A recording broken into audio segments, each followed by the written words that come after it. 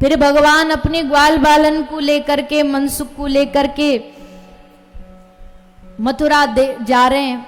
अब ठाकुर जी के जो ग्वाल बाल है ना, सबरे गरीब गरीब घर के हैं।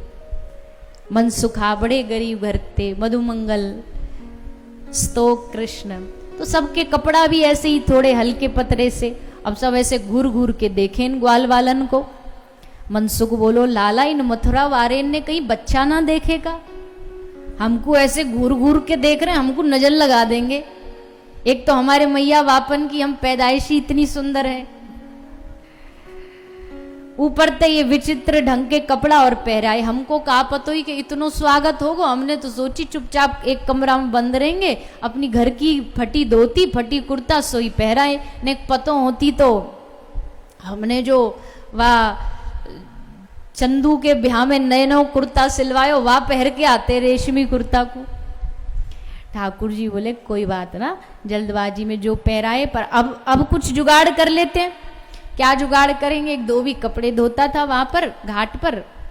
भगवान ने उससे जाके निवेदन किया कि भैया इतने कपड़ा हैं, 2-4 हमारे ग्वाल बालन को दे दो। तो धोबी ने 2-4 उल्टे शब्द सुना दिए, क्योंकि कंस का धोबी था।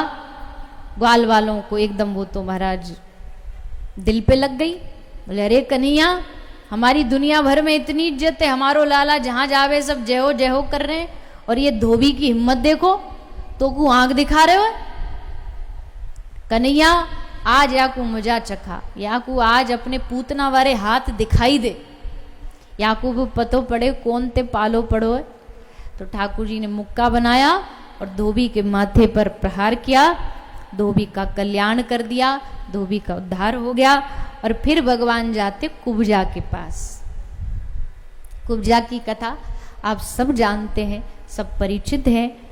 भगवान की सेवा के लिए सदा सदा से कुब्जा लालायत थी।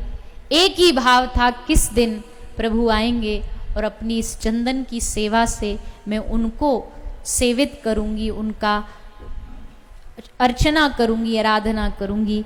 आज भगवान ने उसके इस भाव को पूरा किया। कुब्जा ने अपनी चंदन सेवा भगवान को अर्पित की।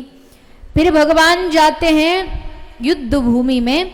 चाणूर चुनौती देता है कृष्ण और बलराम को, हिम्मत है तो आ जाओ अखाड़े में लड़ने।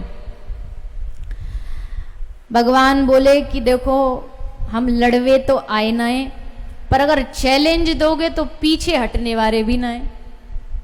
लो अभी दिखाते हैं तुमको कन्हैया की शक्ति।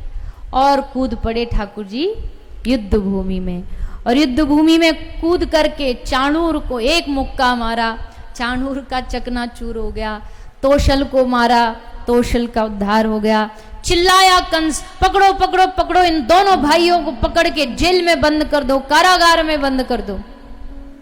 ठाकुर जी हंस के बलराम जी से बोले, दाऊ दादा लगता मामा जी का मानसिक संतुलन बिगड़ गया है, मौत सामने देख करके बावरे हो गए।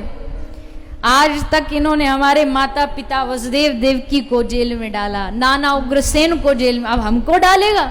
ले, और भाग करके ठाकुर जी छलांग मार करके कंस के सिंहासन पर चढ़े, कंस के केश पकड़े। कंस चीखता रहा, चिल्लाता रहा, सारी दुनिया जय जयकार कर रही है कि आज इस आताताई का अंत हो जाना चाहिए। और भगवान ने पकड़ करके कंस को फेंक के मारा, आकर के जमीन पर गिरा।